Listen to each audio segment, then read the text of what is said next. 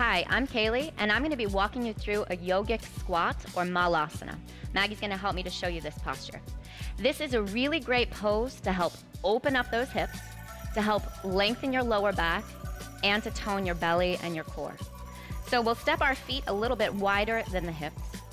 Turn your toes slightly out, and then bring your hands to your heart center. We'll start gentle here, easing our way into malasana, and then we'll get a little bit deeper into the pose. As you bend your knees, lower the hips down. And lower down so much you could rest the elbows on the knees. We want to keep the heels grounded onto the mat.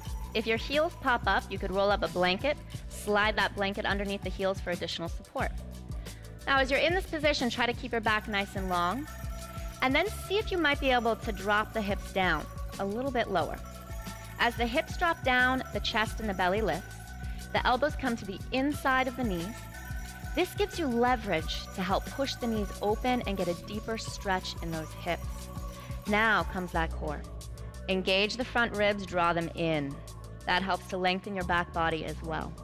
Again, this is a really nice stretch for those hips, but if it's too much to come down this steep, keep your hips lifted a little bit higher.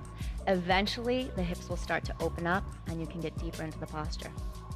Maggie's got a beautiful malasana here, so you can see her entire spine is long, her hips are nice and open, and she's working that core.